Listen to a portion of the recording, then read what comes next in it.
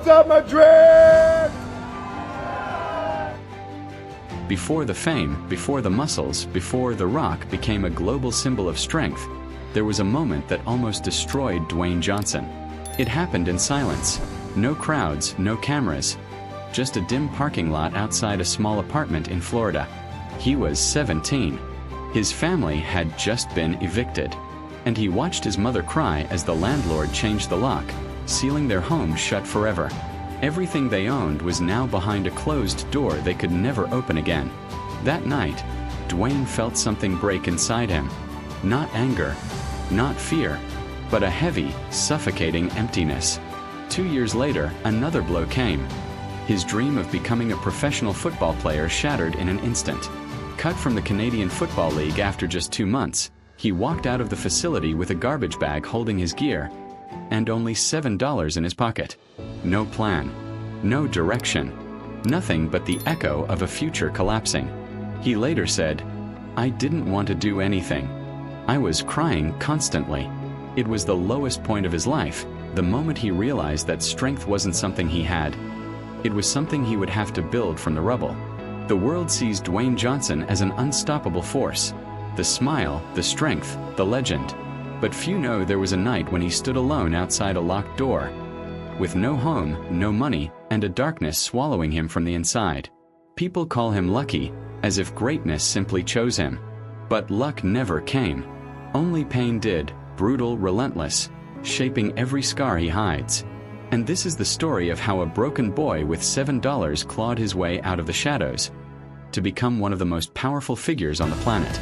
Dwayne Douglas Johnson was born into a family of wrestlers, but not a family of stability.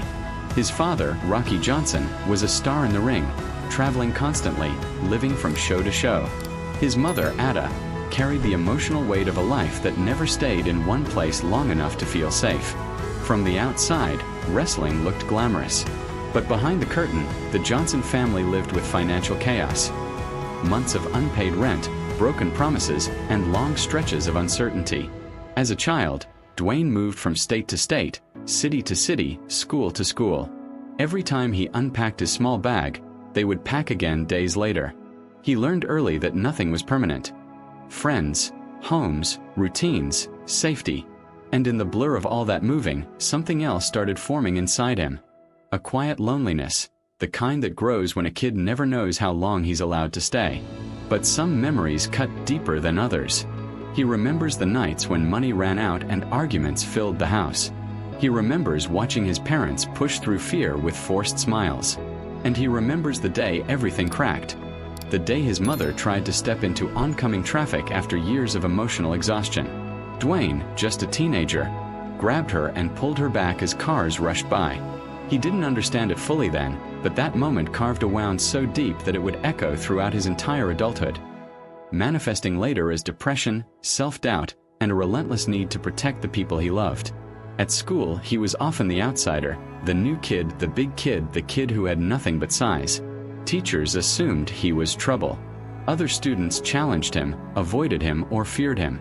He was suspended multiple times, not because he was violent, but because life had taught him to react before he was hurt. He wrote years later, "I was getting arrested a lot. I had no idea who I was. There was no stability, no foundation. Only fragments of a childhood he tried to piece together through strength, literal strength, lifting weights in small, sweaty gyms wherever the family happened to land that month. But even in the chaos, there were glimpses of hope. His father's discipline, his grandfather's legacy. Moments around dinner tables where the family had nothing, yet still found a way to laugh. Dwayne held onto those small sparks the way other kids held onto toys or photos. They became the seeds of resilience. Tiny, fragile, but unbreakable. Yet the truth is this. Before he became a symbol of power, he was a boy shaped by instability, financial ruin, and emotional trauma he never asked for. A boy learning to survive a world that never stayed still long enough to love him back. And that stormy childhood became the foundation of everything he would face next. Every failure, every loss, every moment life tried to break him. Because you can't understand the legend unless you understand the boy who had to grow up in the dark. For a brief moment, It seemed like life was finally giving Dwayne Johnson a way out. Football, a field of order and structure in a childhood full of chaos.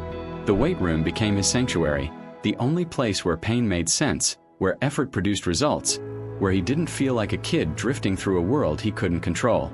Coaches noticed him early. A raw force.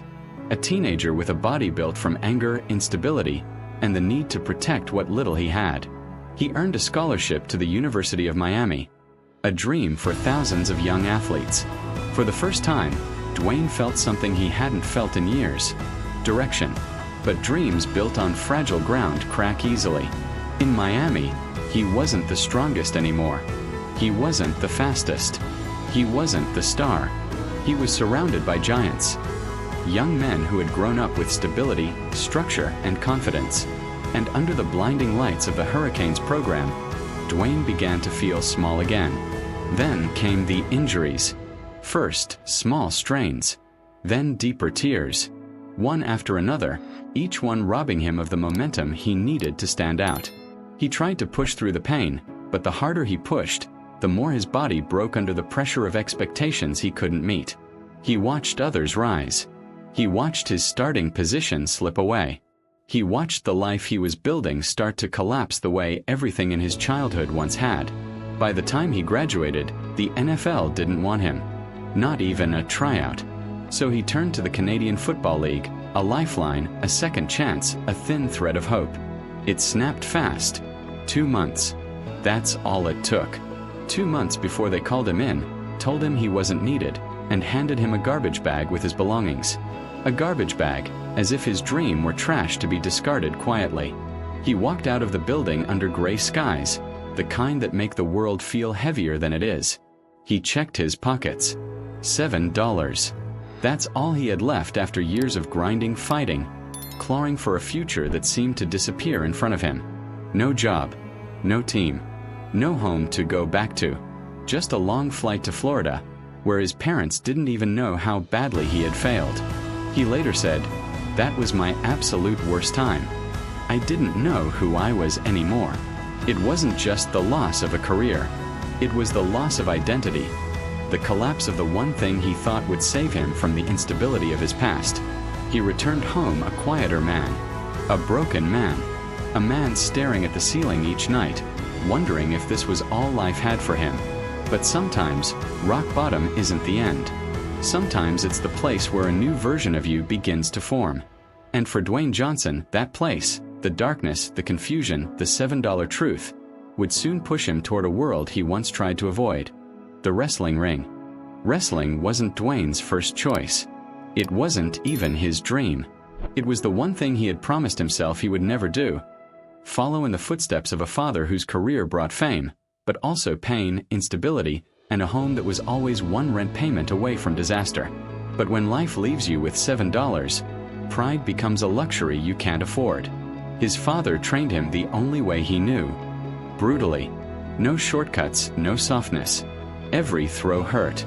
Every fall was a reminder that the world owed him nothing. But in that suffering, something awakened in Dwayne, a sense of purpose rising from the ashes of a broken dream. He debuted as Rocky Maivia, smiling, clean-cut, a corporate creation. And the fans hated him. They booed him, chanted, "Die, Rocky, die." Rejected him with a cruelty that cut deeper than anything football had ever done to him. For a moment, he felt history repeating itself.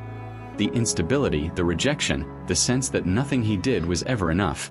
But instead of breaking, he did something unexpected. He stopped trying to be what people wanted. He found his own voice. And from that fire, The Rock was born. Sarcastic, sharp-tongued, explosive charisma, a character larger than the arena, yet rooted in very real pain.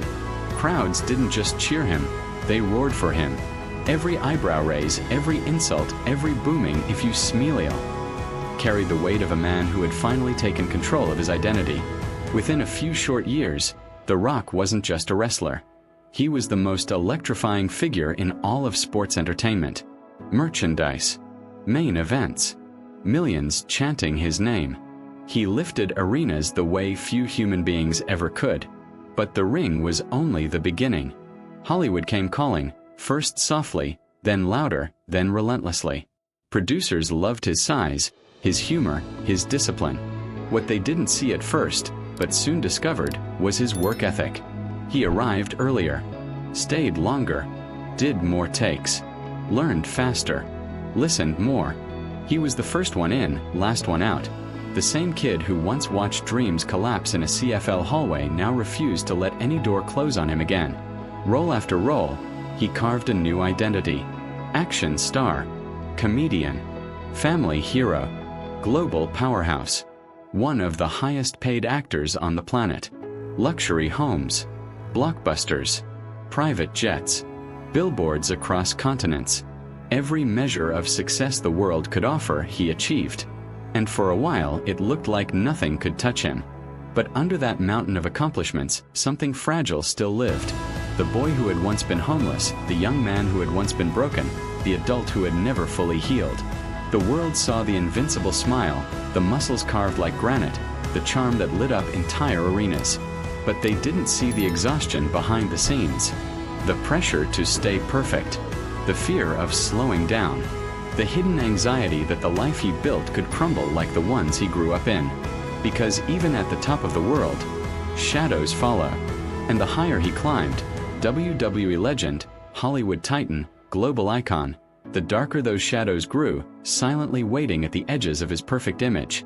The world knew The Rock, but they still didn't know Dwayne Johnson. Not the man behind the spotlight. Not the pain he carried. Not the storms he fought long after the audience went home. And soon those storms would return. Louder, heavier, and more personal than ever. For most people, success erases the past. But for Dwayne Johnson, the past never stayed gone. It followed him, quietly, patiently, through locker rooms, movie sets, hotel corridors, and sleepless nights in penthouse suites. It waited for moments of weakness. And when fame reached its peak, the darkness finally caught up. At the height of WWE mania, people saw a superstar who could fill arenas with nothing but a raised eyebrow. But off-stage, the cost was brutal. His schedule was a machine. Travel, shows, interviews, media, airports, arena lights, more media, more lights. Nights blurred into mornings, and mornings blurred into numbness. He pushed through it, because that's what he'd been trained to do his whole life. But pushing has a limit. The cracks began in his personal life. Being The Rock demanded everything. Charisma on cue, perfect timing, superhuman energy. Being Dwayne demanded everything else. Presence, vulnerability, connection. He didn't have enough for both. His marriage began to dissolve slowly, silently, the way tectonic plates shift before an earthquake. He spent months living like a ghost, on the road, on planes, in hotel rooms where he stared at ceilings that all looked the same. Success amplified, but intimacy faded. Arguments became walls. Walls became distance. Distance became divorce. It broke him more than he ever admitted publicly. And depression, the same shadow that had swallowed him as a teenager, returned without warning. He would later say, "I didn't know what to do. I didn't want to do anything." A man worshipped for strength found himself unable to get out of bed. Even during blockbuster shoots, he carried that heaviness. He would walk onto set smiling, joking, lifting spirits, then return to his trailer, shut the door, and collapse into silence. Loneliness hits differently when the world calls you a hero. The pressure to stay The Rock, invincible, unbreakable, perfect, became its own cage. He wasn't allowed to be tired. He wasn't allowed to fail. He wasn't allowed to break. So he broke in private. Some nights he drove without direction, just to feel something other than the weight sitting on his chest. Some nights he slept on the couch because the bed felt too big, too empty, too loud with memories. Some nights he trained until his body screamed, not out of discipline, but desperation. People saw the muscles, the movies, the success. What they didn't see were the moments when he sat on staircases with his head in his hands, fighting a sadness he couldn't explain. They didn't see the guilt he carried. Guilt for failing in his marriage, guilt for not being emotionally present, guilt for being strong on screen, broken off screen. The media never reported the true extent of it. Fans didn't know. Studios didn't know. He hid it with jokes, charm, and his signature grin. But inside, he was drowning. And his internal monologue turned darker. What if I'm not who people think I am? What if I'm not enough? What if losing everything is just a matter of time? Perfection is a burden that slowly destroys even the strongest men. And Dwayne Johnson, the man who built his identity on resilience, found himself fighting a quiet, relentless war against his own mind. A war no spotlight could illuminate. A war no audience could save him from. A war he had already lost once as a young man, and was terrified of losing again. But this was only the first half of the storm, because the deepest wounds, the ones that would reshape him forever, were still waiting. Depression doesn't announce itself. It comes quietly, in the pauses between breaths, in the silence after applause, in the moments when the world believes you are at your strongest. For Dwayne Johnson, it returned with a force he hadn't felt since he was 17. And this time, he didn't see it coming. It started with small things. Nights where he couldn't sleep, even after exhausting himself in the gym. Mornings where getting out of bed felt like dragging his body through wet cement. Days where hundreds of messages went unanswered because he didn't have the energy to pretend he was okay. Then came the moment he described as breaking without realizing I was breaking. He was filming a major production, a set filled with laughter, stunt rehearsals, bright lights, and entire crews depending on him. But behind the scenes, he began to disappear inside himself. He would sit alone in his trailer, staring at the wall for hours. Not thinking, not crying, not feeling. Just empty. He later admitted, "I couldn't do a thing. I was overwhelmed. I was crying constantly." This was not exhaustion. It was collapse. His body was functioning, but his spirit was bleeding, quietly, invisibly. He tried to outrun it the only way he knew, with work. More movies. More commitments.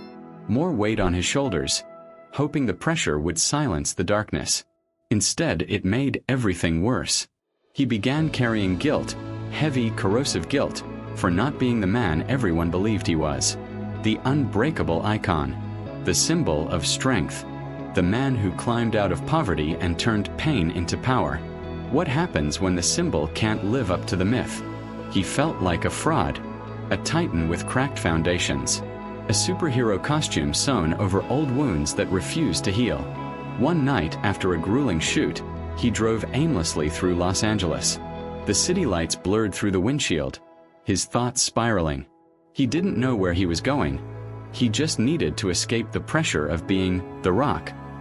Somewhere along a quiet road, he pulled over, turned off the engine, and let the silence swallow him. For the first time in years, he considered giving up. Not on life, but on everything he had built. The career, the image, the relentless persona of strength. He realized he had become a stranger to himself, living a version of Dwayne Johnson that the world demanded, not the man he truly was. And then came the memory that cracked something open inside him. His mother stepping onto a busy highway decades earlier. The look in her eyes. The pain she carried. The pain he now felt. It was in that moment, raw, shaking, and alone, that he understood the truth he would later share with the world. I realized I wasn't alone in this. And that's what saved me. Acknowledging the darkness didn't weaken him. It freed him. In the weeks that followed, he reached out for help. Therapy. Honest conversations. Setting boundaries. Letting go of the shame around depression. A shame he'd carried since childhood. Slowly, the fog began to lift. But the transformation didn't come from the spotlight, the gym, or the movies. It came from something deeper. Accepting that even the strongest people break. And that the real strength is learning how to rebuild. Not in public, but in the quiet corners of your life where no applause can reach. This was the darkness that remade him. This was the pain that would eventually drive him toward a new chapter. One built not on perfection, but on truth. And from that truth, a different version of Dwayne Johnson would rise. A version the world had never seen before. Rock bottom doesn't come with a warning. It arrives quietly, settles deeply, and forces you to look at the parts of yourself you've spent a lifetime avoiding. For Dwayne Johnson, that quiet night in the parked car, engine off, city lights fading, memories crashing over him, became the turning point he never expected, yet desperately needed. He realized something that frightened him. He had built an empire, but not a foundation. He knew how to rise. He didn't know how to heal. The first step wasn't dramatic. It wasn't a speech, a comeback announcement, or a heroic gym montage. It was simply telling the truth to himself. He admitted he was struggling. He admitted he wasn't okay. He admitted that despite the fame, the success, the global admiration, he was still the same boy who once stood outside a locked apartment door, powerless and hurting. And from that honesty, something shifted. He reached out for help, real help. Therapists, conversations that cut deep, moments of vulnerability with the few people he trusted. He confronted the trauma he spent years burying under charisma and muscle. Then he rebuilt, quietly, deliberately, and piece by piece. He changed the way he worked. He created boundaries. He allowed himself to rest, to say no, to breathe. And instead of trying to outrun his past, he began to integrate it. Understanding that pain wasn't his enemy, but his origin. He returned to training, but with a different purpose. Not to escape the darkness, but to transform it. Every rep, every drop of sweat, every early morning became a reminder. Strength is something you grow, not something you're born with. His mindset shifted from survival to intention, from proving himself to becoming himself. And slowly he emerged from the fog, not as The Rock, the character the world adored, but as Dwayne Johnson, a man rebuilt from his own fractures. The depression didn't vanish. Healing is never that simple. But he learned how to face it, manage it, speak about it. He turned vulnerability into power, a message he would later share with millions who believed strength meant silence. This was the real comeback. Not a championship win, not a box office hit, but a return to self, raw, honest, and fragile. The world would soon see a different Dwayne Johnson. Still powerful, still charismatic, still larger than life, but anchored by something far stronger than fame. Clarity, humility, and a new purpose born from surviving the shadows. This was his rebirth, and it would reshape the legacy he left behind. Life after rebirth didn't make Dwayne Johnson untouchable. It made him intentional. He rebuilt not only his mental health, but also the world around him. And for the first time in his life, he wasn't running from something. He was building toward something. He repaired relationships with time, honesty, and patience.